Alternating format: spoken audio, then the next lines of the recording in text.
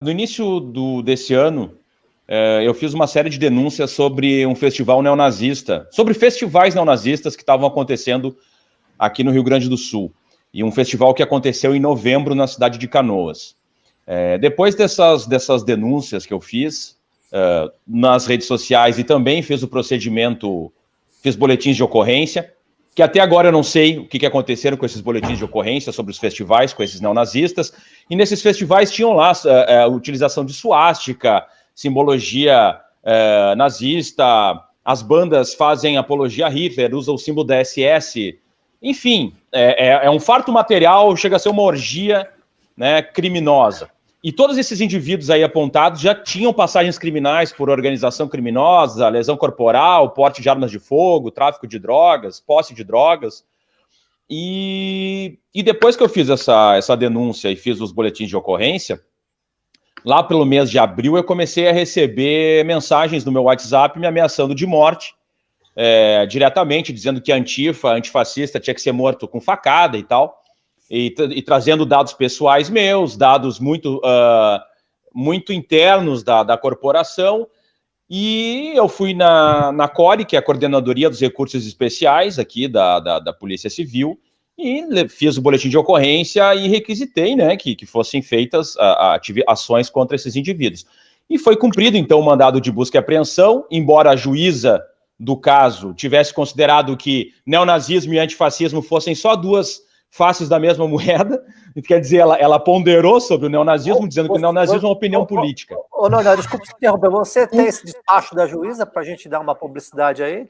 Onde ela vou ver se eu acho, porque está restrito lá eu tenho que pedir para a CORE, que está com eles, esse despacho, mas o despacho dizia mais ou menos assim, é uma disputa política entre dois polos, entende? Do tipo, como se neonazismo fosse algo viável, né, de ser debatido. Mas, enfim, e ela, no primeiro momento, não deu nenhum mandado de busca e apreensão, sendo que existia uma série de informações bem complicadas, de dados muito complicados, não deu a prisão preventiva. Aí a Polícia Civil recorreu, fez pedido de reconsideração, ela lavou as mãos, mandou para Porto Alegre disse, não, isso é uma questão de Canoas, porque aconteceu em Canoas, as ameaças e tal.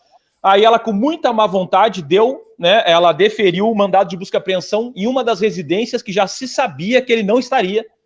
Então foi cumprido lá, mas já se sabia que o indivíduo não estaria lá e já tinha sido avisado a ela que esse endereço não era o endereço atual dele, que o endereço atual dele era outro. Enfim, a partir desse cumprimento de mandado de busca e apreensão, que daí foi noticiado nos meios de comunicação, esses indivíduos neonazistas passaram, dentro dos seus canais de internet, a perguntar se teriam assassinos de aluguel e fazer esse tipo de montagens com arma na minha cabeça. Tem uma que é um nazista lá com a suástica no braço me segurando, uma montagem botando uma arma na minha cabeça com uma touca ninja, enfim, e diversos comentários nas redes sociais de tem que matar esse cara é petista, esse cara não sei o que e tal. E aí foi aberto outro procedimento, né, em relação a isso. Mas a gente observa, por exemplo, o caso aquele do festival neonazista, ninguém deu a mínima. Em relação às ameaças a mim, que bem ou mal, naquele momento era um agente público que estava sendo ameaçado dentro de uma investigação, a juíza, o judiciário lavou as mãos.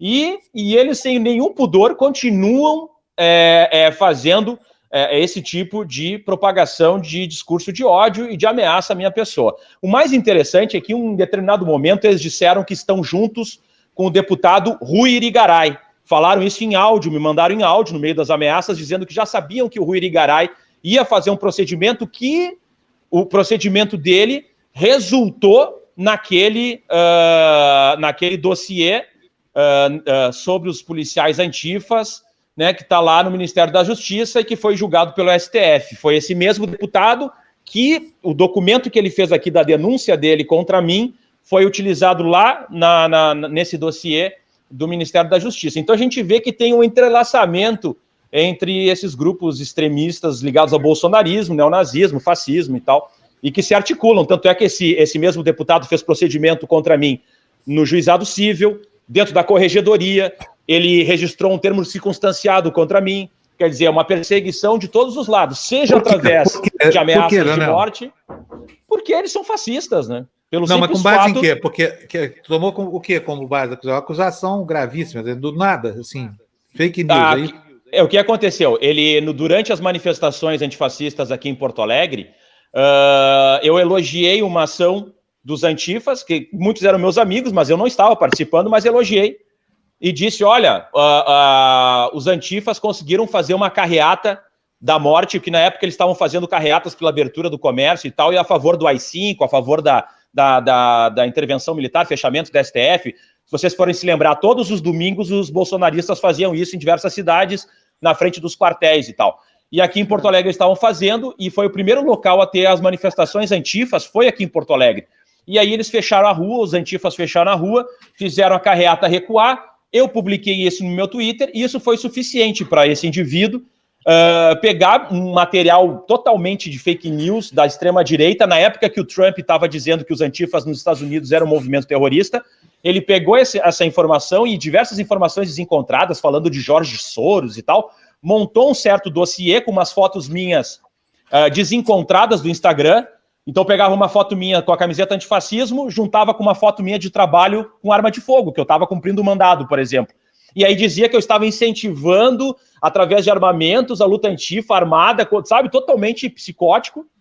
Foi lá no Ministério Público, com esse dossiezinho, dizendo que eu era uma liderança antifa, perigosa, terrorista, que tinha que ser expulso da polícia e tal.